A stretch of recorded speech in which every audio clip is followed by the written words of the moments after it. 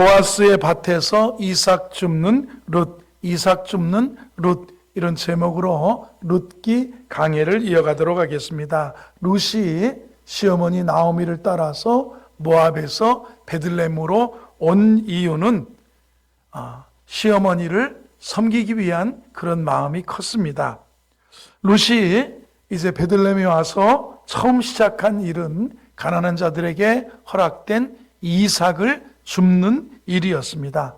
시어머니를 공개하기 위해서 이삭을 줍는 일을 시작한 것입니다. 말씀을 이렇게 묵상하면서 룻의 고운 마음을 여기서 엿볼 수가 있었습니다. 시어머니를 생각하는, 사랑하는 그런 마음입니다. 룻기 전체에 흐르는 룻의 마음은 다른 사람을 먼저 생각하는, 내가 시어머니를 따라가지 않으면 시어머니의 노년은 어떻게 될 것인가 하면서 다른 사람을 생각하는 그런 마음입니다. 여러분, 장미를 건네주는 손에 장미의 향이 남아있다고들 합니다. 옥합을 깨뜨린 그 여인의 몸에 옥합의 향기가 남아있듯이 룻에게는 아름다운 향기가 있습니다. 자신을 태워서 빛을 발하는 초와 같이 자신을 태울 줄 알았던 그런 여인입니다. 그런데 하나님은 이런 룻의 일생을 결코 타 없어지는 양초와 같이 소멸시키지 않으셨습니다. 끝없이 타오르는 등불이 되도록 룻을 축복하셨다는 겁니다. 룻의 인생에 하나님의 기름을 부어주셔서 그녀 인생을 하나님은 아름답게 빛나게 만들어주셨습니다. 하나님은 의미 있는 생을 위해서 자신의 것을 포기하며 사랑으로 섬길 줄 아는 룻에게 큰 은혜를 베풀기 시작합니다. 우리는 룻을 통해서 그녀가 받게 된 은혜의 비결을 거듭 우리가 배울 수 있어야 됩니다. 룻을 통해서 배울 수 있는 인생의 지혜는, 오늘 본문의 지혜는 몇 가지가 있습니다. 첫 번째, 저는 하나님의 은혜를 귀히 여길 때 인생은 축복이 된다고 생각합니다. 룻은 은혜를 귀하게 여길 줄 알았던 여인입니다. 은혜를 사모했던 여인입니다. 하나님이 은혜를 어떻게 베푸시는가 알았던 그런 여인입니다. 룻은 가장 소중한 지식을 소유하게 되었습니다. 그 지식은 은혜라는 지식을 알고 있었습니다. 여러분은 은혜를 아십니까? 여러분 은혜를 사모하십니까?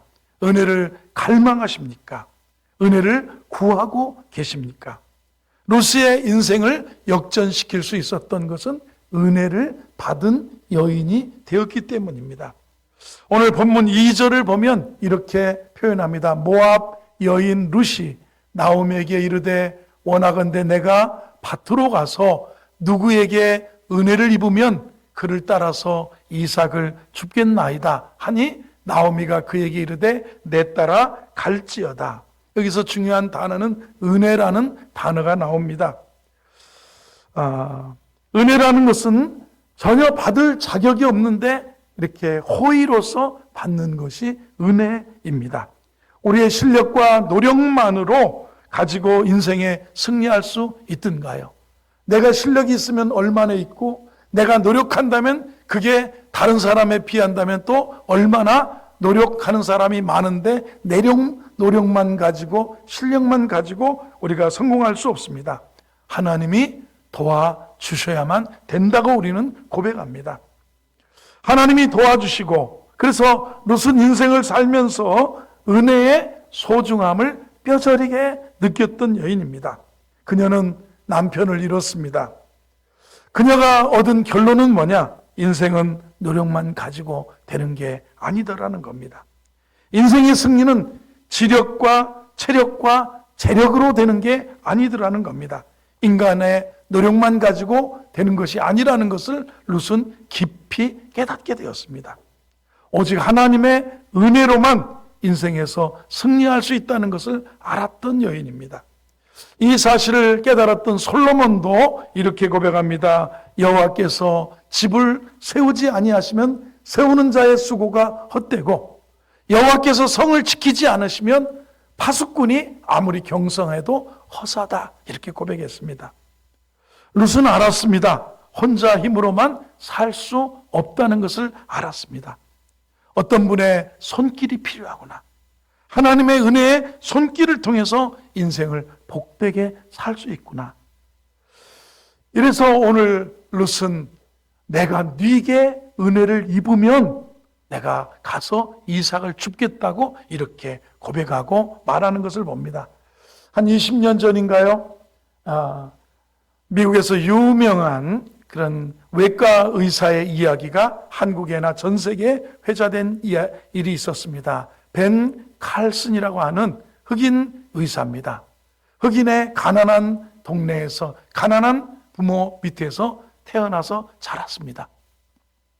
그런데 은혜를 주셔서 이가 의사가 되고 세계 최초로 샴 쌍둥이라고 머리가 붙어 있고 몸이 이렇게 두 사람 이렇게 되어 있는데 머리를 붙어 가지고 사는데 그 머리를 분리하는 수술을 성공했습니다.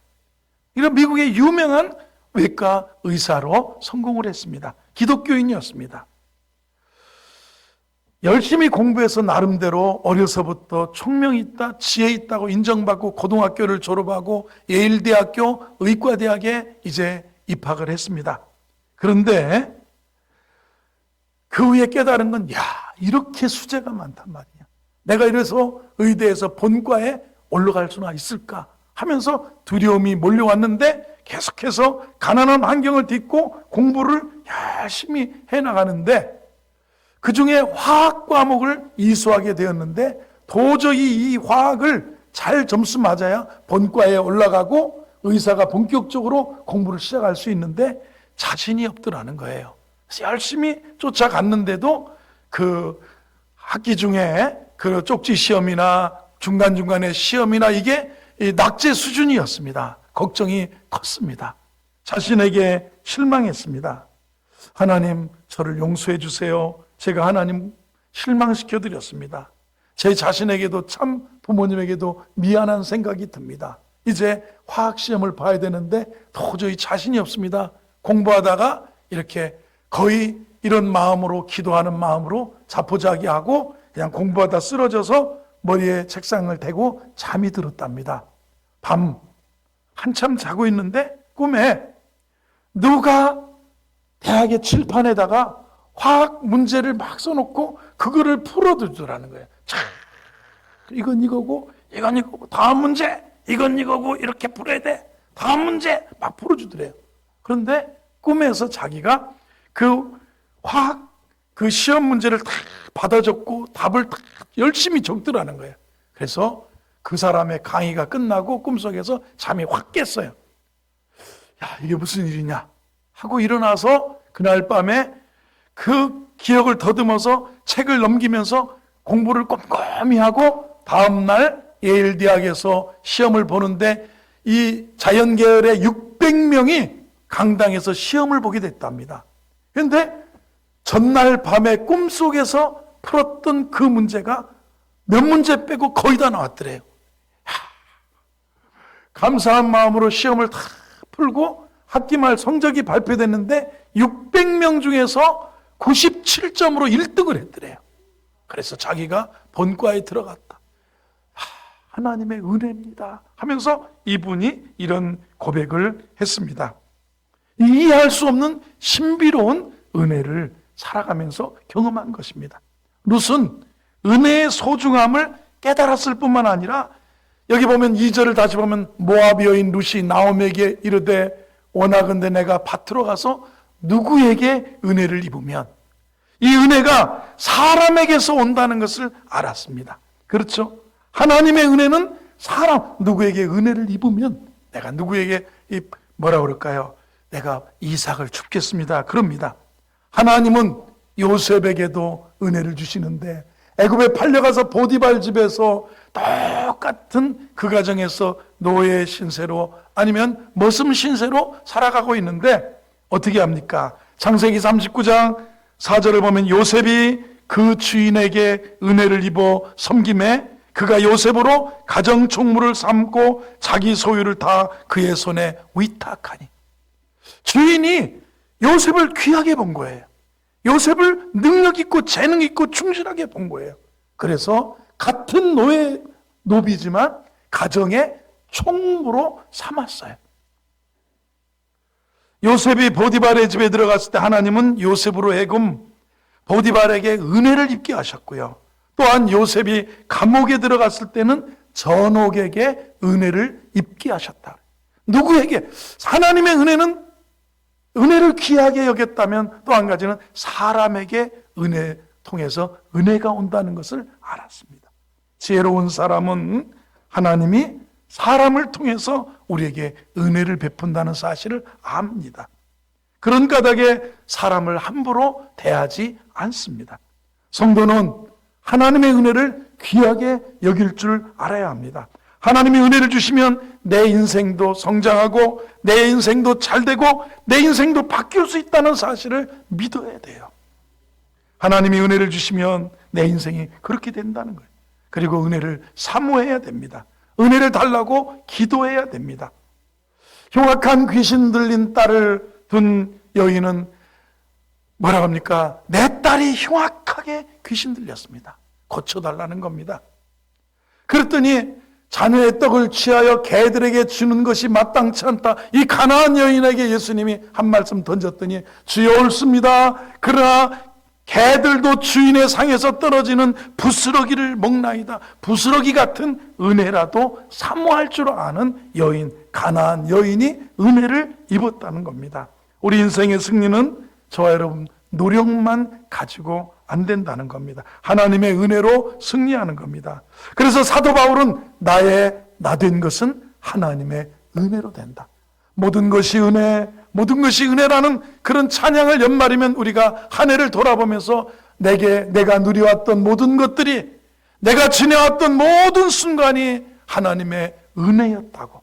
그리고 앞으로도 여러분 내가 네게 은혜를 입으면 하는 그런 마음으로 은혜를 소중히 여기고, 은혜가 사람에게 온다는 걸 알고 사람을 통해서 주신다는 걸 알고 사람을 함부로 대하지 않는 은혜가 있기를 주의 이름으로 축원합니다. 두 번째, 룻은 최선을 다하는 삶을 삽니다.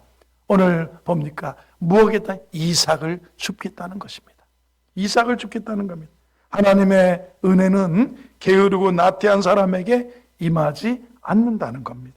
하나님의 은혜는 자신이 선 자리에서 최선을 다하는 사람에게 임하더라는 겁니다. 룻은 은혜를 사모했을 뿐만 아니라 은혜를 따라 최선을 다하는 여인이었습니다. 가끔 신앙생활을 할 때 우리가 신앙생활을 지도하는 입장에서 보면 기도하고 예배드리고 충성하면 하나님이 다 알아서 해준다고 이렇게 말하기도 쉽고, 이렇게 극단적인 믿음, 한쪽만의 믿음을 갖기 쉽습니다. 그런 은혜를 귀하게 여기고 은혜를 받고 누구의 호의를 입고, 그리고 내 삶에서는 그런 호의를 입도록 밭으로 나가서 최선을 다하는 거예요. 보리이삭이라도 할 수 있는 걸 줍는 거예요. 그 보리이삭 주우러 갔다가 그 집 주인의 보아스를 만나고 열심히 줍는 룻을 사환이 칭찬하는 장면을 오늘 본문에서 보지 않습니까? 룻은 베들레헴에 온 이후로 하나님의 율법을 믿는 이스라엘 백성들이 율법을 알았습니다. 가난한 사람에게도 살 길이 있다는 걸 알았습니다. 레위기의 말씀, 너희 땅에 곡물을 벨 때에 너는 반 모퉁이까지 다 거두지 말고 너희 떨어진 이삭도 줍지 말며 너희 포도원의 열매를 다 따지 말며 너희 포도원에 떨어진 열매도 줍지 말고 가난한 사람과 타국인을 위하여 버려두라. 나는 너희 하나님 여호와니라. 이방 여인이었지만 룻은 지혜로웠습니다. 학습할 줄 알았습니다. 이방 여인도 이삭을 주울 수 있다는 것을 알았습니다. 그래서 이삭을 주시다는 알고 어머니에게 밭으로 이삭을 주우러 가겠다고 말합니다. 이게 인생입니다. 그냥 앉아서 인생을 비관하고 있지 않고 아직도 자기가 할 수 있는 무엇이 있다고 생각합니다. 우리 주위에 우리 지역도 그렇게 많이 잘 사는 지역이 아니기 때문에 이런 방들, 지하실이나 또 이런 분들의 기초수급자들도 있고 그렇습니다. 그러면 국가에게 모든 걸 달라고만 하는 사람하고 그래도 살아보려고 직장을 찾고 일을 찾고 뭘 하려고 막 움직이는 사람하고 늘 국가가 보장해는 최저의 삶을 사는 사람과 그래도 학습을 하고 은혜를 잊고 살아가려고 노력하는 그런 사람하고 삶이 어떻겠습니까? 달라진다는 겁니다. 이삭을 줍기로 생각하고 생각한 것을 즉시로 행동에 옮겼습니다. 하나님은 자신에게 선자리에서 최선을 다하는 그런 사람을 복 주신다는 겁니다. 3절을 보겠습니다. 3절을 보면 이렇게 룻이 이제 갑니다. 베는 자를 따라서 밭에서 이삭을 줍는데 우연히 엘리멜렉의 친족 보아스에게 속한 밭에 이르렀다라고 했습니다. 우연입니다. 우연히 거기에 계획하지는 않았는데 하나님은 움직이는 사람, 자신의 일에 최선을 다하고 일어서려고 하는 사람을 섭리 가운데 보이지 않는 하나님의 손길이, 보이지 않는 하나님 은혜를 귀하게 여겼던 룻을 우연히 룻의 인생을 바꿔줄 수 있는 그 사람의 밭으로 인도했다고 오늘 성경은 그렇게 우연히지만 하나님이 인도하셨다고 표현합니다. 보아스는 나중에 누가 됩니까? 룻의 남편이 됩니다. 이것은 우연이 아니고 하나님 편에서 사람에게 우연이 어디 있겠어요? 은혜를 베풀어 주신 거고 하나님께서 보이지 않는 하나님의 손길이 함께 하신 것이겠죠. 인생에서 우리는 신비로운 경험을 많이 하지 않습니까? 여러분이 말씀을 듣는 것도 우연이 아니고 예수 믿고 이 자리에 나와서 집사님이 되시고 권사님, 안수 집사님, 장로님 되셔서 주님 교회와 복음에서 살아가는 것이 우연이라고 생각하십니까? 하나님께서 그렇게, 그래서 좋은 교회도 만나게 하고 좋은 사람도 만나게 하고 내 삶을 이렇게 인도하시는 하나님의 손길임을 믿으시기 바랍니다. 그래서 우리는 살아가면서 환경이 어떠하든 간에 하나님이 여러분 인생을 인도하고 계시다는 사실을 믿고 고백하고 그렇게 믿어야 되는 거예요. 우리는 인생을 선택합니다. 선택하는 삶을 살아야 되는 거예요. 그런데 놀라운 사실은 선택을 섭리하시는 분이 있다는 사실. 내가 이삭을 주우러 가겠다. 그리고 밭으로, 저쪽에 사람들이 밭에 곡식을 베고 있네. 저쪽 골짜기에도 베네. 어디로 갈까? 이쪽으로 가야지. 그런데 우연이지만 누가요? 하나님께서 그쪽으로 이렇게 살아보고자 하는 그에게 은혜를 베풀어 주셨다는 겁니다. 우리가 기도함으로 하나님께 응답받았다는 사실을 말할 때마다 어떤 사람은 우연의 일치야, 기도한다고 꼭 그렇게 됐냐? 그냥 될 때가 됐으니까 잘 된 거고, 취직할 때가 됐으니까 취직된 거고, 결혼할 때가 됐으니까 그 사람 만나. 우연이 아니에요. 아니, 왜 유행가는 우리의 만남은 우연이 아니라고 노사연 씨를 따라서 부르면서 왜 인생을 하나님의 섭리와 하나님의 은혜를 인정하지 않느냐는 거예요. 룻이 은혜를 따라 이삭 죽기를 할 때 하나님은 보아스에게 속한 밭으로 인도하셨습니다. 룻은 하나님의 인도를 받은 그 밭에서 열심히를 다해서 이삭을 주었습니다. 룻이 일하는 그 모습을 보면서 사람들은 감탄했습니다. 제가 우리 근처에 이쪽 국민은행 건너편에 우체국이 있는데 우체국 근처에 이런 가판대에 붕어빵을 파는 분이 계셨습니다. 근데 제가 이쪽 시장을 가면 붕어빵 하나에 700원인데 이 집은 1,000원에 4개를 주는데 붕어빵이 너무 팥도 엄청 많이 들어있고 막 너무너무 맛있는 거예요. 그래서 밥 먹고 1,000원만 사면 디저트가 다 해결이 돼. 막 온 가족이 하나씩 물고 가면 다 팥이 너무너무 넘쳐요. 그래서 참 장사를 잘 하신다고 어느 날 가보면 막 누구는 반찬통 같은 그런 조그마한 플라스틱 통을 들고 와서 5,000원어치요. 그러면 뭐 얼마나 많아. 20개를 막 싸가고 가는 거예요. 그런데 어느 날 한 20일 전인데 가게가 없어졌어요. 그래서 제가 날을 잡아가지고 점심을 먹고 운동도 할 겸 그 일대를 샅샅이 뒤졌어요. 붕어빵집이 아니면 양천구라 가판대를 다 치웠나하고 어디로 이 뒤에서 하시나하고 갔더니 어떤 할아버지가 붕어빵 가게를 또 하나 하는데, 할아버지 요 밑에 붕어빵집 어디 갔어요? 그랬더니 그 사람 여기 그 집이 원래 잘 되긴 하는데 여기보다 부천의 역 쪽으로 갔는데 지금 너무너무 잘 된다고 어제 와서 나한테 인사했대. 그게 뭐냐면 이게 어디서 중국에서 오신 동포인데 말도 좀 약간 어눌하신데 하여간에 자기가 이 붕어빵 반죽하는 것도 배워서, 그런데 할아버지는 왜 3개 줘요? 그 아줌마는 4개 줬는데 그랬더니 그 집은 자기가 반죽을 하고 나는 반죽을 띄어다 바르니까 하나라도 더 줄여야 된대. 그러면서 칭찬을 하는 걸 봤어요. 사람들이 열심히 붕어빵을 팔아도 사람은 붕어빵을 팔아도 막 하는 거예요. 살아가는 거, 열심히 살아가는 사람에게 은혜가 임하고 좋은 은총이 임하는 거예요. 그렇죠? 이삭을 줄 때 최선을 다 주니까 여기 보면 이제 누가 옵니까? 4절을 보세요. 4절에 보면 보아스가 마침 이렇게 죽고 있는데 와서, 보아스가 사람들에게 너희들에게 여호와께서 함께하기를 원한다. 그랬더니 당신에게 여호와의 복이 함께하기를, 당신에게 복 주시기를 원합니다. 그리고 나서 5절을 보세요. 보아스가 야, 여자가 누구냐 물어봅니다. 열심히 소녀 같은 사람이 이 이삭을 줍고 있는 거예요. 그랬더니 6절입니다. 이 룻에 대해서 그 태도를 보고 말하는 거예요. 베는 자를 거느린 사환이 대답합니다. 나오미와 함께 모압에서 돌아온 소년인데 룻의 태도, 이걸 말합니다. 7절을 봅니다. 같이 읽어보겠습니다. 시작. 그의 말이 나로 베는 자를 따라 단 사이에서 이삭을 줍게 하소서 하였고 아침부터 와서는 잠시 집에서 쉰 외에 지금까지 계속하는 중. 이렇게 말해요. 지금까지 최선을 아침부터 와서 잠시 시어머니한테 갔다 왔는지 집에 갔다 온 다음에 또 지금까지도 계속하고 있는 그 모습을 이렇게 소개합니다. 룻이 이런 사람이라고 보아스에게 사환이 소개하는 겁니다. 여러분, 이게 우연이냐? 하나님은 악하고 게으른 종이라고 성경의 사람들을 평가하시면서 하나님은 부지런한 자를 좋아하신다고 말씀하셨습니다. 그 주인이 대답하여 이르되 악하고 게으른 종아, 나는 심지 않은 데서 거두고 해치지 않은 데서 모으는 줄로 알았느냐.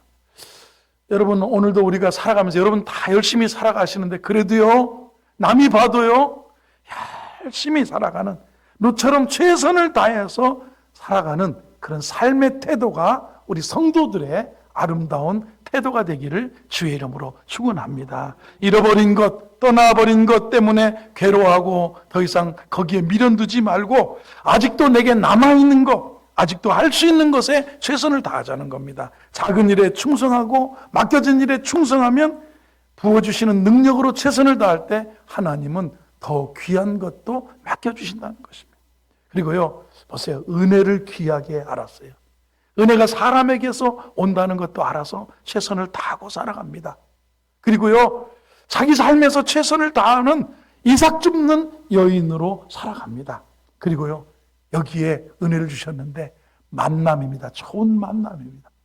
우연히 하나님께서 보아스의 밭으로 인도하셨고, 그리고 마침 열심히 죽고 있는데 누가 옵니까? 그 인생을 바꿔줄 보아스가 왔어요. 만남입니다. 인생은 만남입니다. 하나님은 만남을 통해서 은혜를 베풀어 주십니다. 룻의 생애를 역전시킨 것은 먼저 시어머니 나오미와의 만남, 두 번째 시어머니 하나님, 전능하신 하나님과의 만남, 세 번째는 오늘 룻기 전체의 흐름 속에 가장 중요한 보아스와의 만남입니다. 스디슨 나오미와 룻의 인생을 단물나는 인생으로 역전시킨 인물이 누구냐면 바로 보아스가 등장합니다. 2장 1절을 다시 보겠습니다. 1절을 보면 이렇게 말합니다. 나오미의 남편 엘리멜렉의 친족으로 유력한 자가 있으니 그의 이름은 보아스더라. 유력한 자가 있어요. 근데 이 사람을 만나야 되는데 우연히 내가 네게 은혜를 입으면 가서 이삭을 주겠습니다. 그래서 나갔어요. 최선을 다하면서 갔는데 우연히 그 집의 밭으로 갔습니다. 그리고 열심히 죽고 있는데 마침 보아스가 왔습니다. 누구냐 하니까 이게 나오미와 함께 온 모압 소녀인데, 아침부터 와서는 지금까지 하더니 잠시 집에 갔다 온 다음에 또 계속하고 있습니다. 이러한 만남이 주어진다는 겁니다. 성경은 이 보아스를 유력한 자라고 표현합니다. 보아스가 등장하는 순간 룻의 인생 가운데 아침이 오고 있다는 것을, 그 사람을 만나는 순간, 그곳에 내가 발을 디뎌놓는 순간 아침이 오고 있다는 어떤 징조가 오는 겁니다. 유력자라는 말, 능력 있다는 말, 실력자라는 말, 부자라는 그런 말이 담겨져 있습니다. 보아스는 비천한 여인을 아름답게 만들어줄 수 있는 사람이었습니다. 가난한 여인을 부유하게 만들 수 있었습니다. 보아스는 유력자일 뿐만 아니라 친절하고 온유한 사람입니다. 4절을 보겠습니다. 보아스가 등장하면서 유력자인데 친절하고 부드럽고, 마침 보아스가 베들레헴부터 왔습니다. 배는 자들에게 이르되 여호와께서 너희와 함께 하시기를 원하노라. 주인이 어이 그쪽에 똑바로 해, 어이 그쪽에 보리 이삭 줍는 여자 빨리 다른 밭으로 가, 이런 소리도 아니고 오면서 직원들에게, 이 일꾼들에게 부드럽게 대합니다. 뭐라고 합니까? 여호와께서 너희와 함께 하시기를 원하라. 그들도 이렇게 대답합니다. 당신에게 복 주시기를 원합니다. 이렇게 말합니다. 주인과 종이 서로 축복을 교환하고 있습니다. 축복을 빌고 있습니다. 서로 축복하는 관계, 서로 이렇게 따뜻한 관계를 갖고 나갈 수 있는 아름다운 품성을 지닌 부드러운, 배려하는 그런 영성의 소유자였다는 겁니다.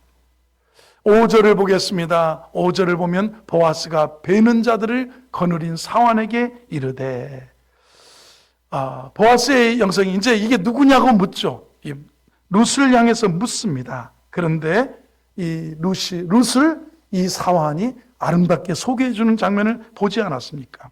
여러분, 어떻게 하면 우리가 보아스와 같은 인물을 만날 수 있겠습니까? 좋은 만남은 인생을 바꾸는데요. 우리 인생의 유력자를 만나는 것도 참 중요한데요. 먼저는 이렇게 생각합니다. 좋은 만남의 중요성을 철저하게 깨달으셔야 돼요. 그죠? 좋은 만남. 좋은 만남의 중요성을 아는 사람만이 좋은 만남을 열망하게 되고, 인생은 만남이라는 걸 알아야 돼요. 만남을 통해 인생은 행복해질 수도 있고요, 불행해질 수도 있습니다. 여러분 모두가 행복한 만남, 복된 만남의 소유자가 되기를 바랍니다. 두 번째, 좋은 만남을 위해서 기도하셔야 됩니다. 오늘 2절에 내가 네게 은혜를 입으면 그 밭에서 이삭을 죽겠다고 합니다. 이게 뭐냐면 룻의 기도였습니다. 모든 것은 기도를 통해서 이루어지는데, 하나님께 기도하면 우리에게 응답하시는데, 내가 네게 은혜를 입으면 내가 밭에 가서 이삭을 죽겠다는 겁니다. 그녀는 좋은 만남을 위해서 기도했고 좋은 만남을 기대했다는 것을 알 수 있습니다. 그리고요, 좋은 만남을 분별할 수 있는 분별력을 기르셔야 돼요. 사람이 제일 늦게 성장하는 것이 이해력과 분별력입니다. 여러분, 사람이 우유 먹고 운동하고 밥 잘 먹고 고기 잘 먹고 펑펑 자면 원래 막 공부하려고 막 스트레스 받으면 좀 클 때 잘 못 커요. 근데 맨날 막 성장 타임이 있다잖아요. 골든 타임이 10시부터 2시까지 막 잠 콜콜 자면 그때 성장 호르몬이 막 나와가지고 원래 공부 안 하고 노는 애가 키도 잘 크고 이쁘고 막 그러는 거예요. 팍팍 커요. 그러는데 이런데 무엇입니까? 이렇게 사람은 이렇게 크지만 가장 늦게 성장하는 분야가 이해력과 분별력입니다. 여러분, 이해력도 있는데 분별을 못해. 얘는 이게 좋은 사람인지 나쁜 사람인지, 이게 죽음의 길인지 이게 생명의 길인지 복된 길인지 이상한데 이걸 모르는 분별력을 기르는 것이 중요합니다. 좋은 만남을 분별할 수 있는 분별력입니다. 좋은 만남을 위해서 좋은 만남을 분별하는 지혜가 필요한 거예요. 좋은 사람을 어떻게 알아볼 수 있느냐? 많은 경험을 통해서 알아보는 겁니다. 경험을 통해서 분별력을 갖게 되는데, 분별력은 관찰에서 오고, 말하는 것을 관찰하고 이런 걸 보면 알아요. 그렇죠? 보아스가 말하는 거 보세요. 하나님의 축복이 함께하기를 원한다. 평강이 하나님이 여호와께서 함께하기를 원한다 그랬더니 하나님의 복이 당신에게 함께하기를 원합니다. 배려하고 친절하고 부드러운 온유하고 겸손한 그 모습을 우리가 보아스에서 봅니다. 여러분, 좋은 만남을 위해서 먼저 여러분 좋은 사람이 돼야 돼요. 나는 우리 딸은 좋은 사람 만나기 원하는데 나는 좋은 사람 아니고 우리 딸도 좋은 사람 아니면 되겠어요?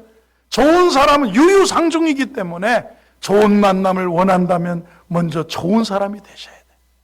옆에 좋은 사람 되시기 바랍니다. 해보세요. 그래서 좋은 사람은 좋은 사람에게 끌립니다. 원래 또 양아치는 양아치끼리 끌리고 좋은 사람은 좋은 사람끼리 끌리는 거예요. 그렇죠? 우리가 오늘 또 한 가지 마지막으로는 좋은 사람을 만나기 위해서 여러분 어디서든지 최선을 다하는 것이 필요합니다. 하나님의 은혜는 좋은 만남을 통해서 찾아옵니다. 그리고 우리는 좋은 만남을 위해서 늘 기도하는 것이 필요합니다. 좋은 만남을 위해서 늘 열린 마음을 가져야 되고요. 우리는 다른 사람에게 좋은 만남이 될 수 있도록 우리 자신도 가꾸는 것이 필요합니다.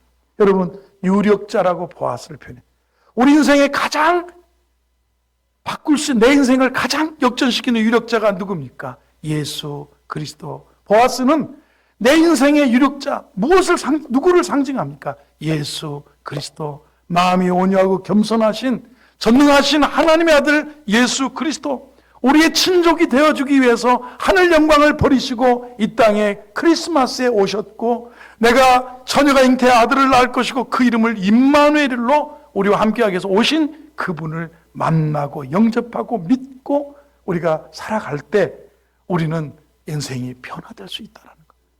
주님이 여러분과 저의 삶을 은혜 주시고 우리에게 좋은 만남 주시고 우리에게 은총을 내려주시기를 주의 이름으로 축원합니다.